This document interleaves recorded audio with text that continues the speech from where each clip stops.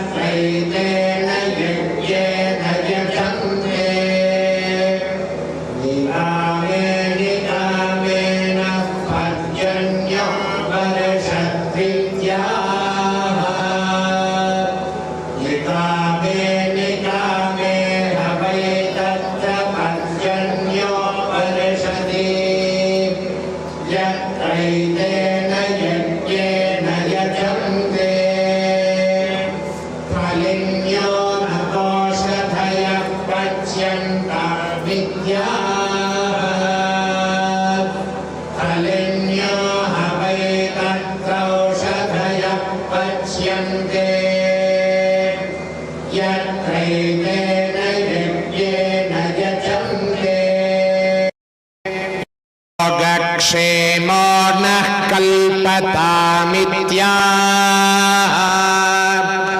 कल्पते ह वै तत्र प्रजाभ्यो योगक्षेमः यत्रैतेन यज्ञेन यजन्ते हरिः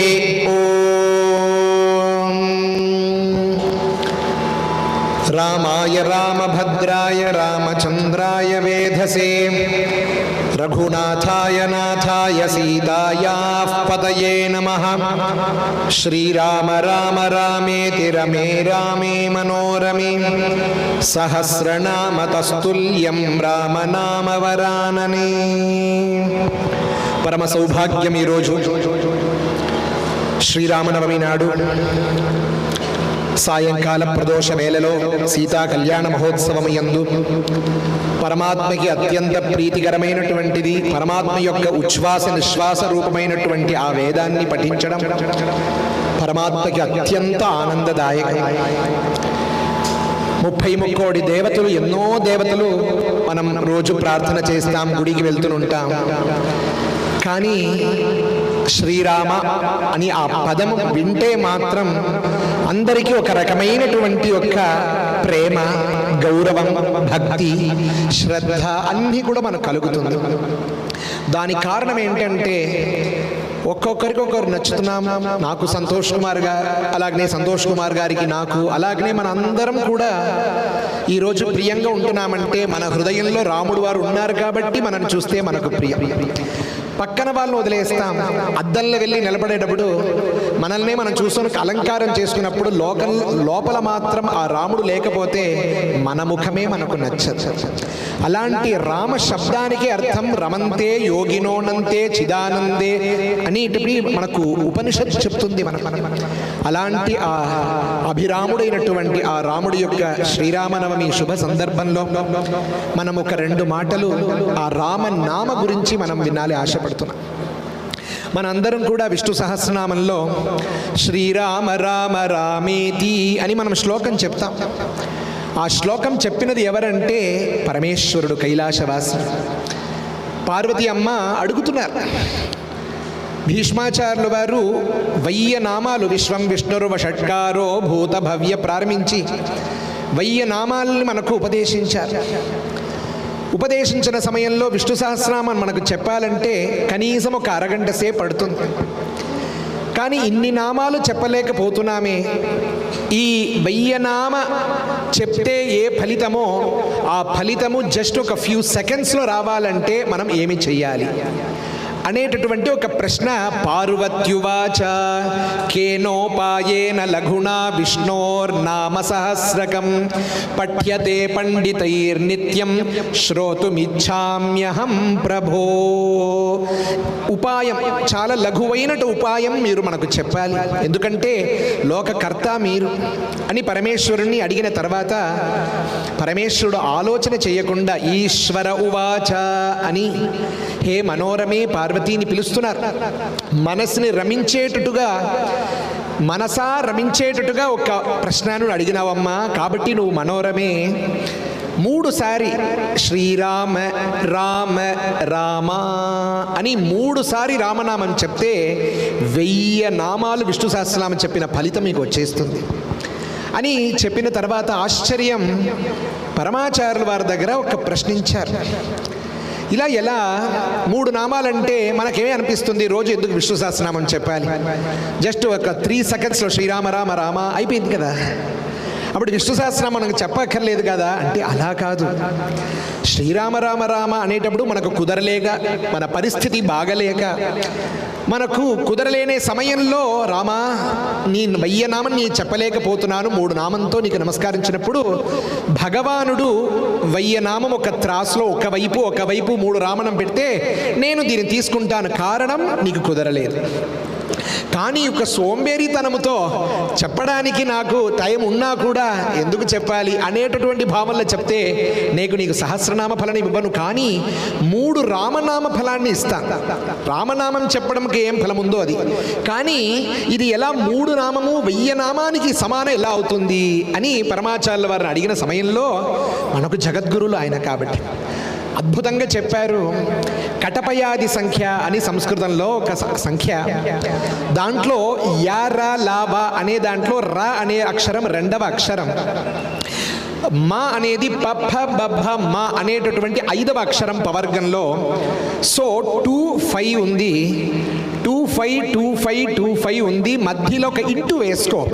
2 × 5 × 2 × 5 × 2 × 5 = 1000. కాబట్టి 3 సారి రామనామం చెప్తే సహస్రనామ ఫలితం ఎలా అంటే ఇదే దానికి లెక్క. కటపయాది సంఖ్యలో చెప్పబడినది అని చెప్పి పరమాచార్యులు వారు అనుగ్రహించినటువంటి విషయం మనందరికీ ఆనందదాయకం ఉంది. కాబట్టి ఆ రామనామం ప్రతి ఒక్కరూ చెప్తుంటారు. ఈ రామనామమే ఎలా పుట్టింది అని చెప్పడానికి ఎన్నో ఉపనిషత్తులో ఎన్నో పురాణాల్లో చెప్పబడినప్పుడు పంచాక్షరం అష్టాక్షరం నుంచి ఓం నమో నారాయణాయ నుంచి రాని తీసుకొని ఓం నమ శివాయ పంచాక్షరం నుంచి మాని తీసుకొని కలిపితే రామ అనేటటువంటి సకల మంత్రము, సకల విశేషమైనటువంటి ఎన్ని మంత్రాలు ఉన్నా కూడా అన్నిటి యొక్క సారము రామనామంగా చెప్పబడినది. కాబట్టి ఆ రామనామానికి అంత విలువ.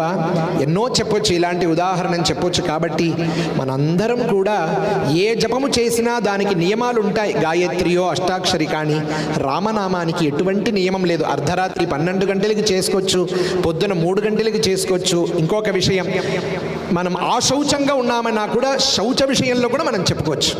అలాంటి ఒక గొప్ప నామము. కాబట్టి ఆ రాములు వారు మన అందరినీ ఎప్పుడు తరించుగాక. మనకి ఎప్పుడు ఆ భక్తి అదే కావాలి. మనం ఏమనిపిస్తున్నామంటే ఆ అహంకార మమకారం వల్లనే మనం కింద పడుతున్నాం. కానీ రామ భక్తులు ఎలా ఉంటారంటే అస్సలు అహంకార మమకారమే ఉండరు. ఎందుకంటే రామ రూపం అలాంటిది. ఆంజనేయ స్వామి ఇంత కార్యం సాధించిని చూసేశాము, నా వల్ల చూడబడడం జరిగింది, దృష్టా సీతేతి విక్రాంత అని చెప్పిన తర్వాత కూడా ఆయన ఎక్కడ అంటే వెనకెక్కడో నిలబడుతూ ఉన్నారంట. అందరూ చెప్తున్నారు, వానరులందరూ కూడా మేమందరూ చూశాం. రాములు వారు అడుగుతున్నారు, ఎలా ఉంది సీతమ్మ, ఎలా ఉంది, ఎక్కడ ఉంది అంటే ఎవరికి ఏం చెప్పలేకపోయారు. ఎక్కడ ఆంజనేయుడిని చూస్తే వెనకెక్కడ చోదయం తి హనుమంతం సీతా వృత్తాంత కోవిదం. మీరు వెళ్ళండి, మీరు చెప్పాలి అంటే అన్ని సాధించినా కూడా వెనకెక్కడో నిలబడుతూ ఉంటారంట రామభక్తులకు కూడా అందరు. అలాంటి మన సంతోష్ కుమార్ గారు కూడా సాధించినా కూడా ఆయన దగ్గర నచ్చినటువంటి విషయం ఆయన యొక్క వినయం, అన్ని కూడా రామప్రసాదం అనేటటువంటి భావం ఉంది. కనుకనే రాములు వారు ఇక్కడ ప్రకాశిస్తున్నారు ఇంద. కాబట్టి ఆ రాములు వారి అనుగ్రహం మనందరికీ ఉండుగాక అని చెప్పి నేను విరమిస్తున్నాను. జై బోలో సీతారామచంద్ర భగవాన్ కీ జై. చాలా బాగుంది.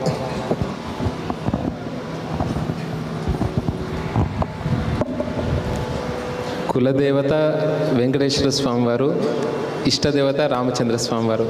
ఇక్కడ ఇప్పుడే కులదేవత ఆరాధన, ఇష్టదేవత ఆరాధన చేసుకుని వచ్చాం. నిజంగానే సాక్షాత్తు మీ ముందట గురుగారు ముందట ఎతో వాచో నివర్తంతే అప్రాప్య మనసా సహా అన్నట్టు నేను మాట్లాడడం చాలా కష్టం గురుగారు ముందట. అలా మీ ఆశీస్సులు గురుగారు. ఈ రామభద్ర క్షేత్రం నిజంగా ఇంత వైభవంగా ఇక్కడ వేద పాఠశాల జరుగుతుంది అంటే కారణం ఒకే ఒక మాట, వేదభవన్. ఆ గురుగారి ఆశీస్సులు సాక్షాత్తు ప్రాతస్మరణీయులు. మన ప్రాంతంలో దక్షిణ భారతదేశంలో ఐఎస్బిలో సీట్ రావనంటే ఎంత కష్టమో వేదభవన్లో సీట్ రావనంటే అంత కష్టం. అలాంటి గురువుగారులే ఇక్కడ రామభద్ర క్షేత్రం యందు మాయందు దివ్య ఆశీస్సులను భక్తులందరికీ కూడా అలాంటి ఆశీస్సులను ఇచ్చినందుకు వారికి ధన్యవాదాలు తెలుపుతూ సాష్టాంగ ప్రణామాలు చేస్తూ రామభద్ర క్షేత్రం నుండి చిన్నగా స్వామివారి ప్రసాదం.